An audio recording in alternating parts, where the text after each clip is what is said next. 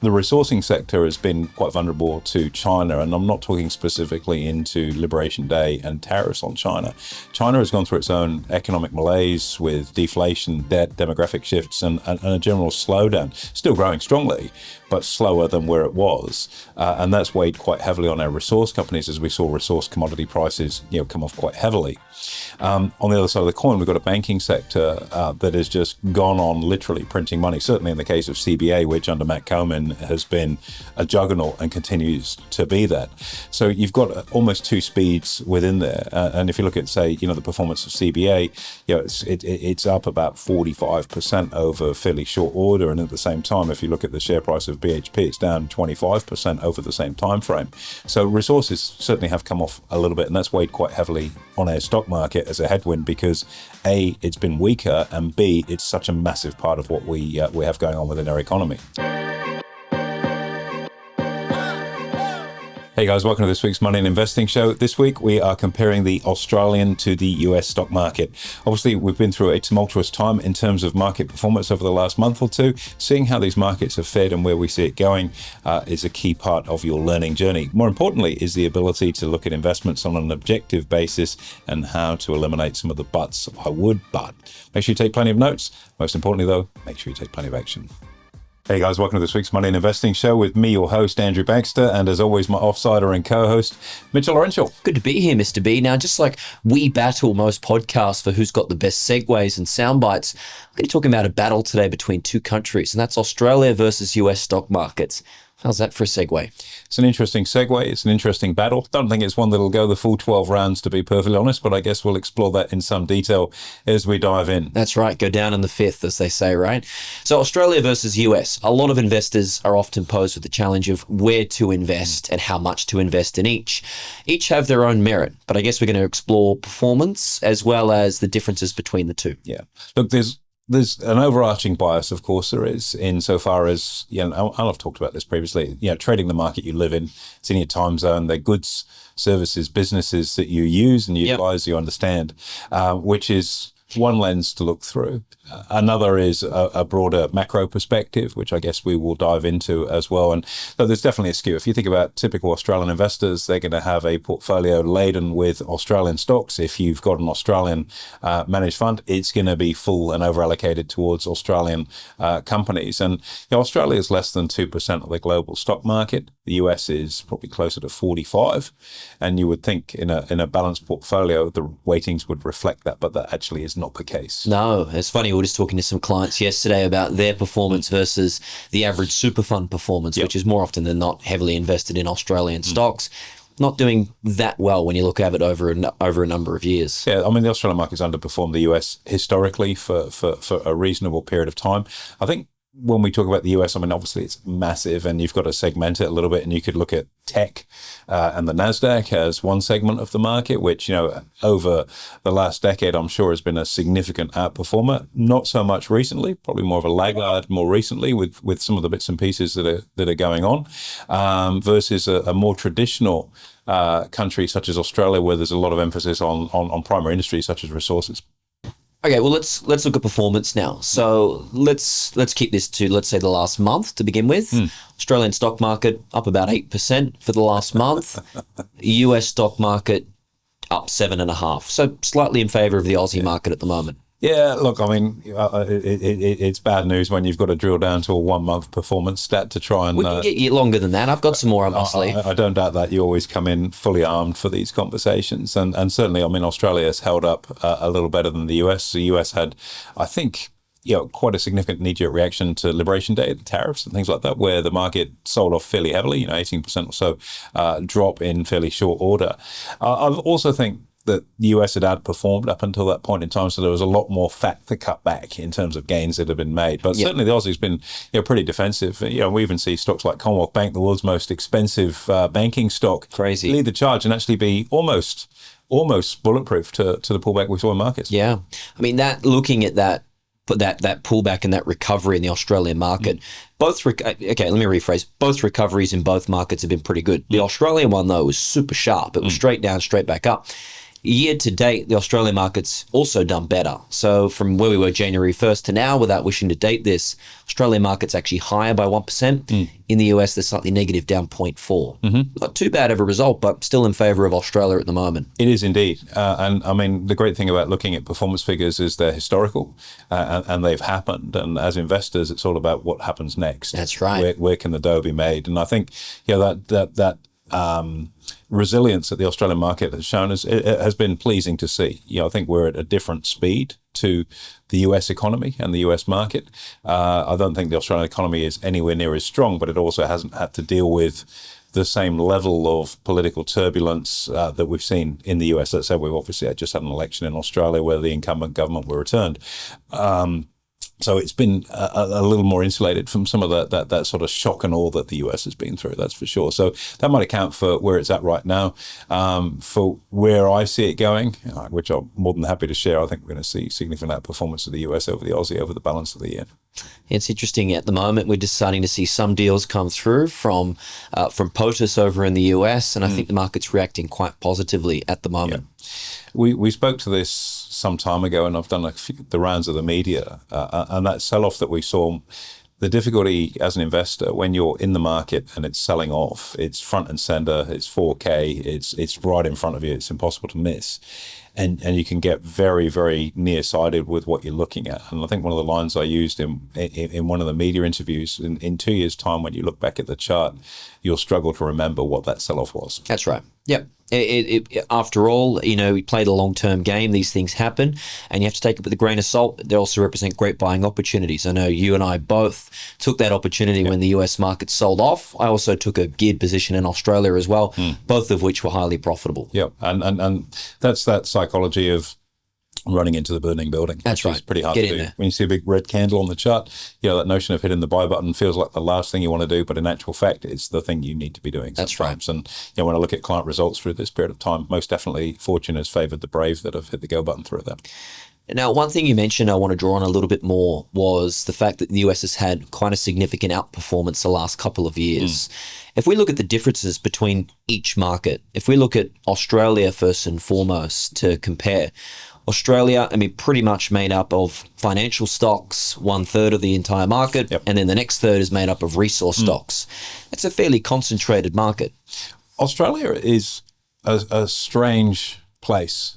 That's my place. Strange place. For the last 25 years too, and it's a great place. But when I say a strange place, we have an extraordinarily concentrated economy. So if you think about grocery shopping, there are 2.5 players in that space. If you think about banking, there are 4. If you think about resources, there are the big 2 plus then the next tier. Bit different in iron ore, but specifically across the resourcing sector.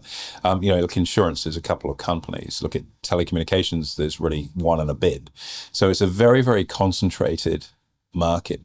And that is quite different from the US, which has the benefit of a much broader sort of paint box of different companies that are there. And that then does affect the concentration within the markets. So, if you took BHP, Rio and the 4 banks out of the economy or out of the stock market, that's basically, effectively 2/3 of our market cap taken out with a handful of companies. Yeah.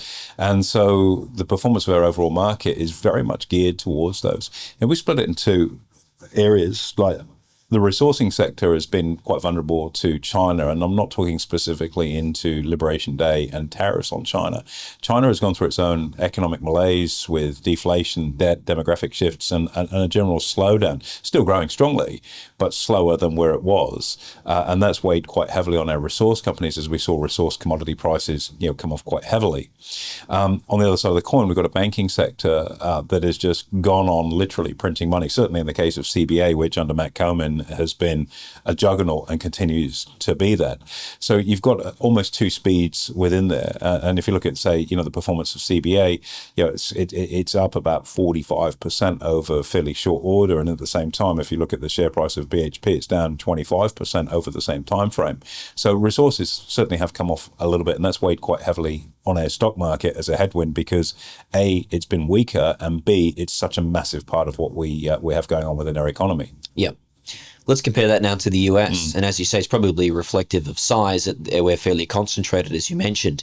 The US, totally a different ballgame because we're looking at far more innovative businesses, far more competition, a lot more in the growth and tech space, which we really don't have here in Australia. That's right. You could look at Altacian, for example, or WiseTech, and, to a large extent, that's the tech sector mopped up in two stocks. Done. You don't have, Dell, Microsoft, Tesla with NVIDIA and everything that goes alongside that. So there's this enormous hub of innovation. And, I think that's something that the US wants to continue to promote and grow because they are all world dominating companies. And that's just in the tech space. If you look in the investment banking area with the likes of Bank of America, for example, and things like these are really massive. Morgan Stanley, they're massive global institutions, not just simply in their own backyard, and that is by a quantum really quite different. Boeing, one of the world's largest manufacturers of aircraft, Pratt & Whitney aircraft engines, General Electric aircraft engines. So they've got all this really heavy industry type stuff, as well as tech, as well as pharmaceuticals, as well as financial services, and notwithstanding the fact that half of the economy is consumer spending and everything related to that, and we haven't even dived into what that looks like. That's right. And I think, huge difference as well. Here in Australia, we love to pay big, thick dividends, right? Our dividend yields, 5-6% in some instances when you look at the banks and other stocks. In the US, they don't necessarily pay big dividends. They keep the cash and then they invest it into their business, which allows them to innovate and grow. I think maybe the greediness here for Australians, said in the most conservative way possible, has probably cost us a little bit of growth. Yeah, you could argue that. I mean, if you look at the companies in the US that pay big dividends, typically are older school business. You take Altria, the old tobacco business, that pays probably 6%. Ticker's my initials. That's how I love that stock. There we go. Easy one for you to remember. That's right. And so there's an example of a company that pays quite a chunky dividend, but that's almost the norm if you look at banking stocks. And we'll get on and talk about the nuances of dividends in Australia in a few moments. On the other side of the coin, you're quite right. Companies that retain earnings instead of distributing them back to the shareholder. So if we take Netflix as an example, which is a notorious company for not paying a dividend, 2022, you could have bought Netflix shares for probably $175, give or take. $1,000 now. They're $1,200 a share now. Wow. So do you want a 7% dividend or do you want a 6x return on your money? I mean, that's the thing. I mean, they keep the money for themselves to invest and to grow. But that's on the basis that you've got a growth trajectory within your business. Now, if we think to our banks, for example, and we've spoken a few times now about Commonwealth in this interview, if Commonwealth retains money, what's it going to do with it? It has to be able to grow that money if it retains it. And is it going to be able to acquire? No, because the competition watchdog won't let that happen. Is it able to expand its market share? But it's a dominant player in the lending market and retail banking. So again, rather tricky. The Royal Commission has seen the breakup of that sort of vertical integration of insurance and wealth management, which was the right decision. So what do you do with the money? You have to return it. And so, and we've seen that with our resource companies during the really, really good times when commodity prices were high. They've paid special dividends to the shareholder as a reward for being in there. So it's a slightly different mandate by virtue of being a significantly smaller economy and also one that's already very, very concentrated, where you've got a competition watchdog that doesn't want you to be able to get too big. Whereas in the US, too big is seemingly not a problem. The other advantage, I think, if we look specifically at the Australian market, some of the unique things that we have are things like franking credits on the tax side. That's right. So it becomes an immensely tax effective play for investors in Australia, especially if you're in self-managed super, where when you receive your dividend, the tax is already paid. And we've spoken about this previously, but as a recap, so if you think about the corporate tax rate is 25%. So if a company pays you $1,000 worth of dividends, the tax is paid on that at the 25% level. Now, if your tax rate is 30%, that means you've got another, you've still got to pay a little bit more tax, top up tax, but it's only 5% on that amount because 25 has already been paid by the company. So you're only paying a very skinny amount of tax. If you're in super where your tax rate's 15% and the company has paid a fully franked dividend where the tax is paid at 25%, the tax has been overpaid, you've got a tax credit coming back in. So it becomes a very, very considerable input factor in your decision making, particularly from a tax efficiency within a portfolio. Lots to unpack in that statement, and it's a unique thing for Australians. So, that's why a lot of superannuation investors like the Aussie blue chips, because you've got effectively a tax-free income, but not even tax-free. It's more than tax-free because of the credit that comes with it. So, question for you then, in terms of taxation and dividends in the US, assuming you want to do some international overseas investing, are there any implications to consider? Yeah, you got to be very careful. You don't want to get slugged with a tax bill in the US. The IRS are like limpets once you appear on their radar in terms of needing to pay tax. So You can't. one of the things that we facilitate for our clients, there's a form. It's probably the most unuser-friendly form ever I know the one created. you're about to say. The W8 Ben form. That's right. I remember doing those early days. It's a brutal piece of paper, or pieces of paper. And effectively what a W8 Ben form is a dual tax treaty between Australia and the US. You complete that form, you don't then pay withholdings tax in the US, or if you do, it's at an extremely thin level, and you actually pay your taxable income in Australia. It's very, very important when it comes to international investing to make sure you're not getting caught up in having to pay tax somewhere. That's right. And for any of our clients listening to this, it's already been done for you, which is a nice, convenient thing to Our have. admin team are ninjas. That's right. Helping our clients through that. And my. Yeah, when we talk about the differences between Australia and the US, we both speak the same language, but we don't really. And when you look at that form and the language around it, if you didn't have help to fill it in, it's brutal. just dreadful. So any last tips, I guess, from either of us in terms of accessing international markets? You have any for us? Look, I think a lot of people, if they're new to investing, think investing offshore is going to be hard. You got currency, different trading hours. They're all things that we handle. Currency transactions we do internally at such a paper thin rate, it's not a consideration. That's right. Your Aussie dollars, you pay money into your account in Aussie dollars, it's all held in Aussie dollars, and then transacting into US is quite easy. Second thing is time zone difference. Okay, do I have to get up in the middle of the night to trade the US? And the answer is no. We use a technique that you guys have pioneered called Snap Mid, which means that you can get very orderly fills on your order by putting your order in Aussie time and letting it run overnight in the US, and it gets a very efficient way for our clients to place trades. They're two big ones: currency and worried about how to deal with it. You don't have to send money offshore; it's all kept here in Australia, and making sure that you don't have to stay up at night trading those. Take those two things out of the equation, and what you've got in front of you is open field running. You might guess that my portfolio is exposed massively to the US and not really the Aussie market. Yeah. My tip to everyone: take every trade and every stock on its own merit. So regardless of the market that it's in, if you're wanting to trade Netflix, I mean, it's easy to trade US stocks. It's not actually hard whatsoever. Take the trade, because that's where the opportunity lies. Let's face it. Well, that's right. And this is about removing friction at the end of the day. And we can create all these barriers. I'd love to do it, but, let's talk about what that but is. What is the but? Oh, don't have to send money. You don't have to. I'm worried about tax. Don't have to worry about tax. What about if I've got to step? Don't have to step at night. Yep. What Statements are all taken care of. Statements, Reporting good. everything's dead easy. And all it's the clean and easy. exact same process on your platform to do Australian or US. Same buttons. So if you took all of those buts out of the way, now you're looking like for like. Where do you feel you see the best, most objective, better return on your money? And you can make that decision on a more objective basis without any of the buts tripping you up and stopping you getting in there. That's right. And look, there are merits for both markets. I get it totally. I've just spent, as you have with me, we've just met and had a few client meetings around the country. We've got one client who is very, very heavily focused towards the Aussie market and the dividend flow from it and the franking credits that go with it.